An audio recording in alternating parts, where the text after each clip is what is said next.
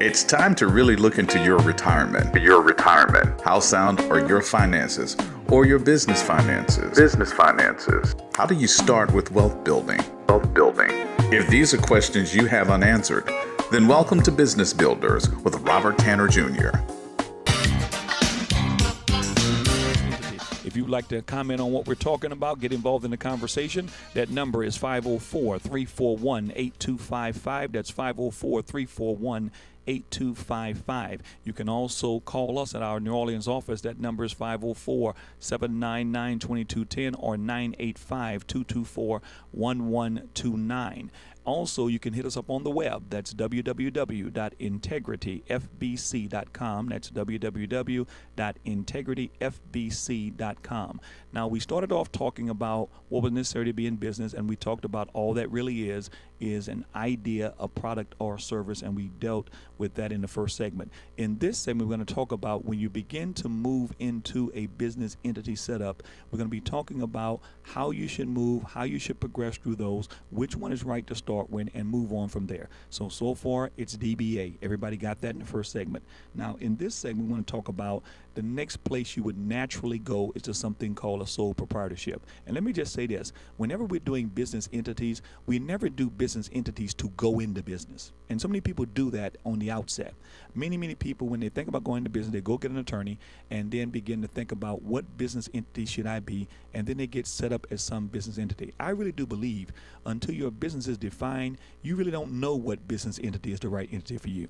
And notice the person setting it up because they don't know your plan for the business. They don't know your long-range plan, your short-range goal for the business. They don't know the success or the track record of the business. They have nothing to base really what should be the best entity for you. So they just go with what everybody does. It's just a common thing. People just say, well, let's just do an LLC. But they don't have a reason why. So we're going to talk about why you should be in whatever thing you're in. So once you come out of the area of DBA and you now have a successful track record with your service, with your innovation, with your improvement, with your idea, whatever it is, now that you now have that, now it's time to begin to look at entities. So let's just talk about those. The reason we do a business entity is, again, not to be in business. We do a business entity for protection and liability purposes. We do the business entity to protect our personal assets. We do a business entity to protect the things that we acquire, and we choose the right entity first of all based on the level of protection it will give us. The second reason we might do it is because of how it's going to have tax treatments of that particular entity. But the first is protection. Now, so when we're starting off and doing what we're doing, we're starting off, as I said, a DBA. Then the next place that most people go is to a sole proprietorship. This is when they give their business an address. This is when they either get a location. This is when they're going to be providing services in a direct way. Now they do it as a sole proprietor. That this is an actual setup. It's called a sole proprietor. Now, it is the least protective of all setups because if something happens in the engagement of your business, if you don't have proper insurances, and you can be a sole proprietor and you can have errors and omissions insurance, you can have liability insurance, you can have various insurances that even if you did do something that you became liable for, if you did do something that a civil action would come, those insurances would be there to protect you. Errors and omissions would protect you from things you said that were erroneous in how they were said or mistaken how you said them. You could get general liability. It will protect you with an umbrella policy among actions that you may have taken or something happened in someone's home, and so on and so forth. So there are things you can do even as a sole proprietor that would still afford you protection, and protection is why we do entities in the first place. The second kind of entity would be one that's going to give you some, I'm going to say, limited protection because it's going to divide responsibility and liability among a number of people, and this is called a partnership. Now, when you do partnerships, what you're looking to do here is with 2 or 3 people. If you have 3 people, then you're only liable for 33% of all that happens. If you have 2 people, you're liable for 50% of everything that happens. If there's 4 people, 25%, and so on. And so partnerships are about spreading the liability so that if something should happen, you're only liable up until the partnership percentage that you have. Now, everything I'm talking about when I talk about sole proprietorship, partnership, and the next 2 I'm going to talk about All of those are known as pass-through entities, which means that all the monies that are made throughout these operations pass through to the owners and members according to their percentages. And so that's why we would do partnerships, because partners bring something to the table. Now, when you do a partnership, you may not be bringing money to the table, but if you're bringing the innovations, if you're bringing the ideas, if you're bringing the creativity, and the other partner is bringing the money, you all are still equal partners. You all should still set up as equal partners, because his money would mean nothing without your innovation, and your innovation could not get out there without his money. So it's equal. Everybody's benefiting from that. However, the more equity partners you have, the better it will always be as you go forward in business. But remember, don't ever undervalue the creativity you bring to it, or the innovation you bring to it, the idea you bring to it, and don't ever undervalue what that means to the organization. Don't ever think because I did not bring 50,000 when he bought 50,000, somehow we're not equal. Because again, it takes both things to work. It takes both innovation and marketing. It takes both the idea and the money to make the idea work. Now, so partners help you to spread the liability and so forth, and can also be a good leverage position for the things you don't have. For an example, if you have great ideas and great innovation and all of that, but you don't have great credit, then one partner may just literally bring his A-rated credit to the party, and that A-rated credit helps you to be able to now get the money you need to fund the idea. And then you have another person that brings to the table. He may not have great credit too, but he can bring money. He has money from a lawsuit or money from something else, and he can bring money to the table, but he's not able to take that money and turn that into credit. And so that person might need the creative person who may not have the best credit situation, the credit person who has the credit worthiness of it. Then you have the person who's the money, who can bring the dollars and so forth to it. And now you have an enterprise that can go ahead and get started in your business. And so you have to be able to have that kind of thing. And you might need one other person who is an expert in PR and marketing. They know how to take anything and put it out there. And if you get those four partners together, you really do have something you can work with. And so don't be concerned about what you lack, because partnerships help you to bring to you everything you lack, keep the liabilities equally spread across everyone else, and make sure you can bring your business forward in the most expeditious kind of manner. And so don't be afraid of partners. Just think about what kind of partners do you need to bring it forward. Now, the other thing that after you get to that point, you say you're growing, everything's going really well, everything is going fine, but all these partners now want greater protection. And if they want greater protection, we now move into something called an LLC. What does that mean? It means limited liability company, limited liability corporation. But what it basically says now is, like the partnership, there's still a limited liability by each member. But now we're not talking partners no more. We're now talking members. And so now these partners now have a 25% membership interest in this company. However, it's still a pass-through organization. And generally, when you have an LLC, it's because now through your DBA, now through your sole proprietorship, now through your partnership, you've gotten to a point now where you need a more corporate identity. This is where you now go out and get yourself now your EIN number. This is where you go out now and begin to establish what you're going to have. You begin to get you a corporate payroll account and a corporate operations account and so forth like this, because you're now moving now into the direction of what we now are calling real business. You're not there yet, but you're heading in that direction. Now, you can grow as an LLC, in my opinion. You can grow here to your first $1 million in gross revenue. Once you get to your first $1 million in gross revenue, you need to start rethinking now about your corporate setup for protection purposes, because the more known you are out there, the more people see your name on trucks and see your name on things, they think you are a target for liable actions. And so when this takes place, you have got to be sure that you have a layer of protection there, and that limited liability corporation can give you at least that layer of protection, that you can say these are company accounts and these are my personal accounts, and take your personal accounts off the table. But now when you want to begin to grow and take company off the name and put incorporated in the name, now we're going to an S corporation.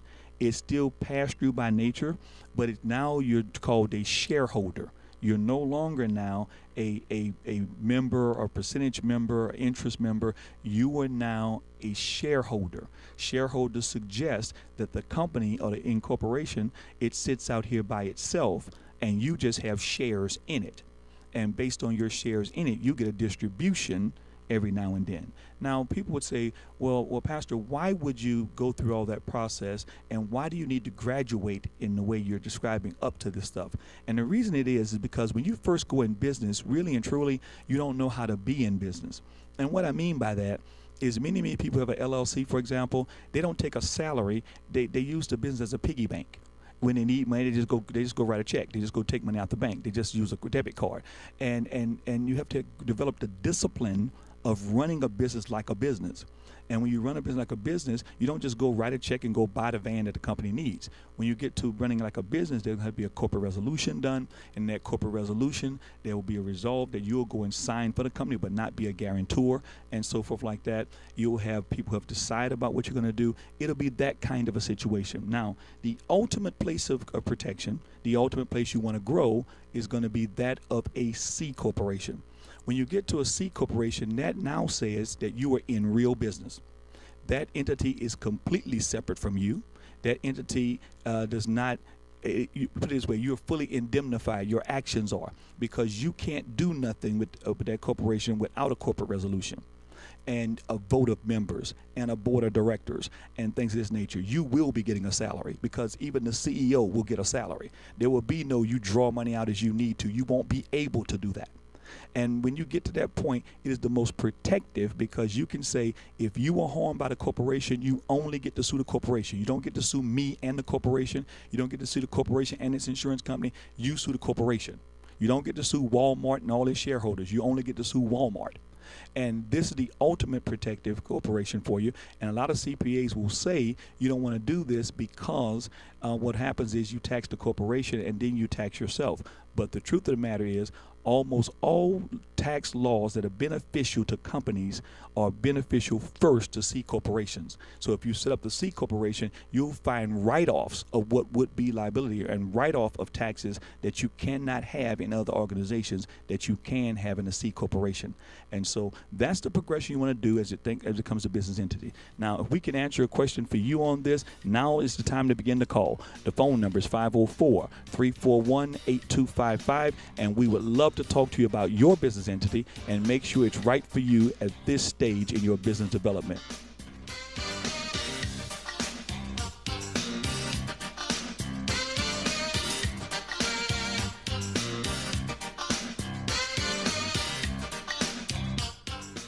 Integrity Financial Business and Corporate Services, an independent and business consulting firm under the leadership of CEO Robert Tanner Jr. We specialize in advanced business planning, maximizing tax reduction, redirecting strategies, and much, much more. It's time to let the professionals at Integrity Financial Business and Corporate Services lead you in the right direction. Visit us online at integrityfbc.com. Email us at info@integrityfbc.com or call to make an appointment at 985-224-1136.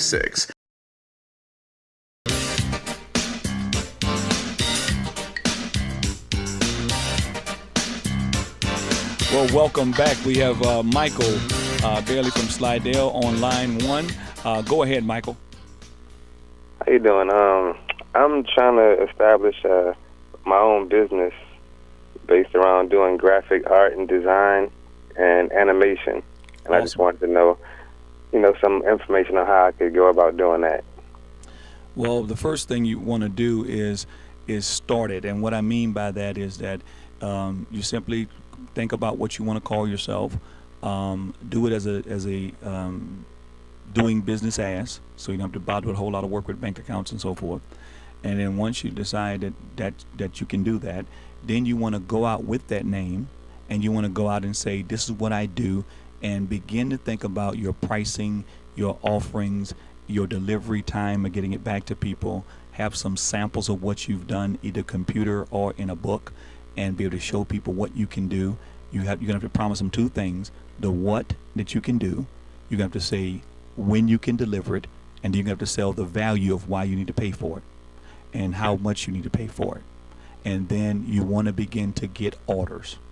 And once you get orders in, commitments in, and so forth like that, that people have either prepaid for or have signed an invoice for, that type of thing, or signed some kind of commitment for it, you're off and running your business. Now, as you're off and running your business, what happens after that is going to determine where your business goes. And also remember this, it's very, very important.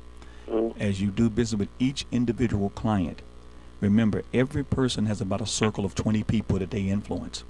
So as you do business with each person, every time you do business with them, you want to ask them for at least 4 other people who might need your services.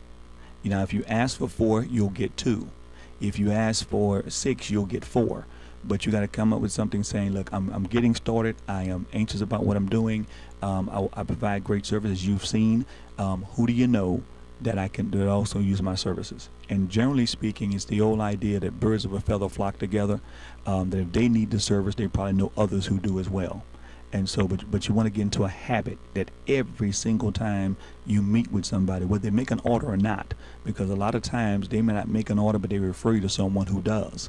And so, but every single time you get into that relationship, you want to ask who else you know, and you're looking for at least 4 people. And take your pen out and be ready to write them down. So when you ask the question, you have your pen on the paper saying, and who else?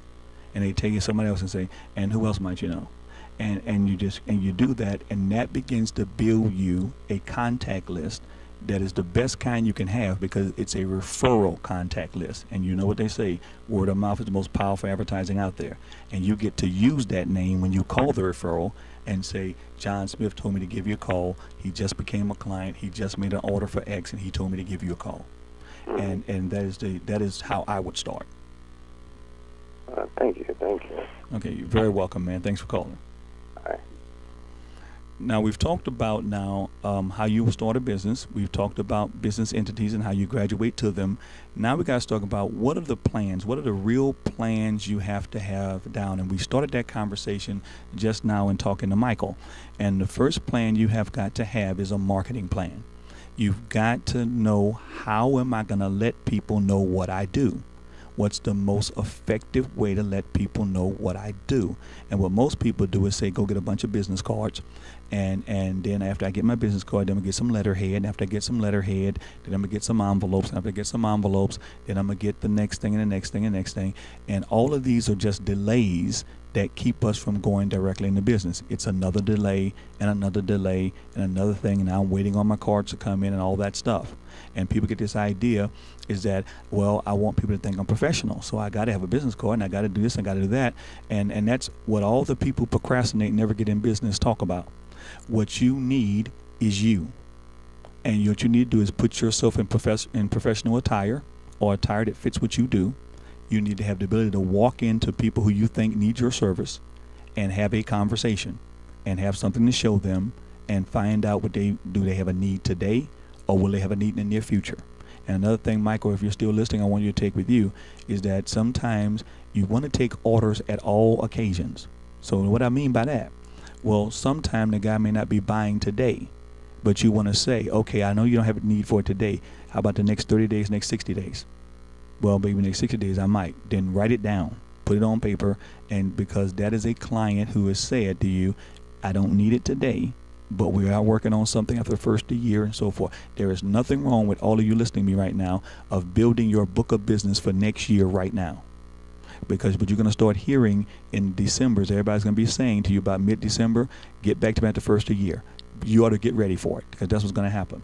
But there's nothing wrong with you now taking orders right now and building your book of business. So come January 1, you already ready to dial the phone, already ready to go see people who say, and you can say to them, you told me to get back to you after the first of the year, that's why I hadn't called you. However, I'm trying to get my business booked for January and want to know how many orders was that you want to get, and I know you want t-shirts, how many of those you want to get, or whatever it is, and you want to begin moving, so that you get a head start in the first of the year where other people kind of slip it through and they won't get started to about mid-January or about January 20th before they get their first thing done for the new year.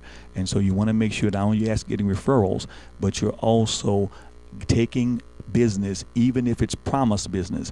But every occasion you get a chance, you go ahead and get that business done. Now, your marketing plan consists of these type of things. At some point, you're going to have to identify who is your ideal client. In other words, Michael, how many people, how much of an order is needed at each order I'm getting, and who can make that size order.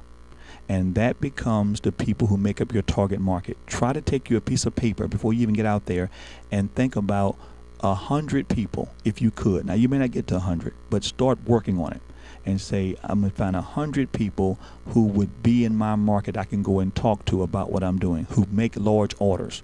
Uniform people who make large orders, people who make large orders for sport teams, people who make large orders for whatever they make orders for, churches where there's large groups of people that make large orders, and I'm going to approach those people with my product, my concept, and show them what I can do.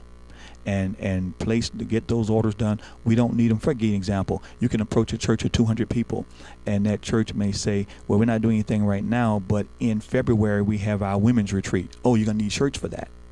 Or show me your calendar, and I can begin servicing your calendar. And this day we have a men's retreat, and this day we have a couples meeting. Oh, great.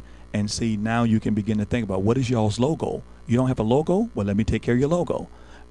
What is y'all's slogan? What is your catchphrase? Well, you don't have one. Well, let's talk about that. And now before you know it, you're not only doing business, but now you're in demand, because now your creativity is becoming part of the product that you're selling as well. So that's just one way to do that. But a marketing plan is the first plan. The second plan, believe it or not, is going to be your exit plan or your exit strategy. As I said in previous shows, you don't want to start a business or enter into any kind of business, any kind of long-term relationship where you do not have an exit strategy. Every time you get into a business or think about going into a business, you need to know how you're going to exit that business. And you plan the exit strategy at the beginning, not at the end. You've got to have an idea of how you're going to leave it. You got to have an idea of how that's going to work, because if you have the exit strategy in mind, it's going to now focus and really clearly focus what you should be doing every day if you plan to exit in this way. So if you plan to exit the thing being worth X dollars, you plan to sell it for X dollars, you plan to use that and leverage that into your next business you're going into, and the next business is going to be this, then you have to put that exit strategy down so it will help you to have a clear path, a clear direction to where you're going. And that's what you want to have. You want to have a clear direction to where you're going. And the only way to do that is to think about, how do I leave this? How do I exit out of this business? Because that exit strategy really is going to be the strategy that leads you in your business almost every day. It's the goal you're working toward. So you're able to leave there with money, with equity, leave there having left a good company or with an income basis or whatever it's going to be, but you set it all up. And you set it up to where it would work this way, and that's so very important. And so you want to think about that. I need my exit strategy. And in your exit strategy is going to be a plan called your business succession plan. And that is, I might leave it to my children, but then there has to be some what ifs. What if your children don't want it? What if they have no interest in it? Then you have to now have a plan B. Well, we plan all those plan A's and plan B's and plan C's in the beginning. And if we can help you with this, we want you to contact us at Integrity, and that number is 504-799-2210. You can also call us at 985-224-1129, and you can also hit us up on the web, and that's www.integrityfbc.com, and we'll be glad to help you with any phase of what it is that we're talking about. But you got to have these plans in place. Now, the other thing you want to be thinking about too is you got to be thinking about your growth plan. Things don't just grow by osmosis. Things grow by planning. You have to have a plan for when you're going to bring on a sales staff, and you need a sales staff. You have to have a plan for how you're going to expand your territory, and you need to expand your territory. You're going to have a plan on how you're going to expand your market, your products, that is. In other words, how you're going to make another innovation tie into the current innovation you have. That's a growth plan. And the more strategic your growth plan is, the more systematic your growth plan is, the better growth plan it is. But you have to be thinking that we can't stay in this one place. You have to be thinking more global, that people need your service. If your service is good, they don't just need it in New Orleans. If your service is good, they need it across the country. If your service is really good, they need it across the world. And you got to be thinking about that. And if you start with a world view, it'll help you with your local view. If you start with a world view, it'll help you to make sure that what you have is ready for a world stage. It will force you to do something called constant, never-ending improvement. We call it CANI. And you need to be thinking about every day you're asking yourself, your staff and yourself the same question. How are we better today than we were yesterday? What can we do to be better tomorrow than we were yesterday or we are today? And every person in your organization should know you are hired because you bring something, and you bring something every day. You're hired because of your creativity, your innovation, and you bring creativity and innovation every day. In fact, we even hired you because of your ability to innovate and your ability to create, and that's why you're here. Now, if you want to get in on the conversation, you can give us a call now. That number is 504-341-8255. That's 504-341-8255. And call now. We're waiting to hear from you.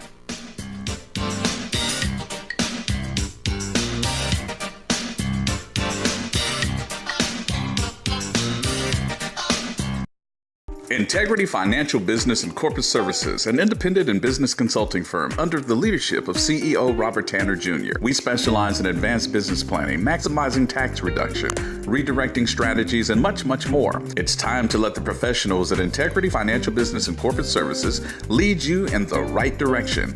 Visit us online at integrityfbc.com. Email us at info@integrityfbc.com or call to make an appointment at 985-224-1136.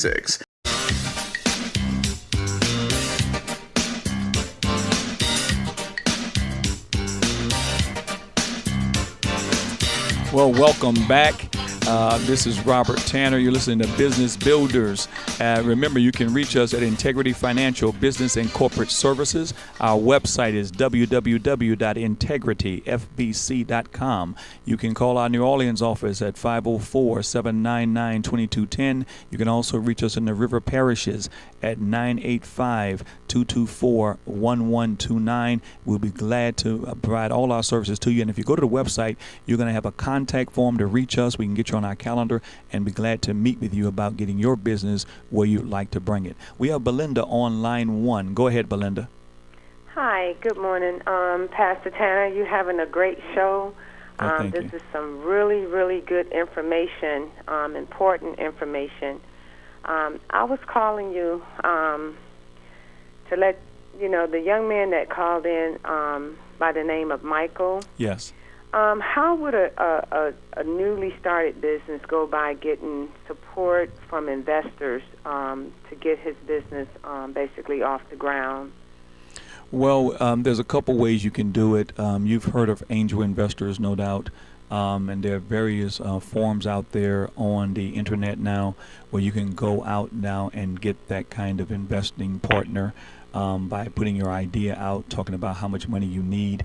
And there's several of them out there, and people across the country can put in $1, $2, $3 at a time, and before you know it, they put several amounts of money in place for that particular person and that particular idea. However, I would think a more effective thing for someone in Michael's position would be literally to say, I am looking for partners.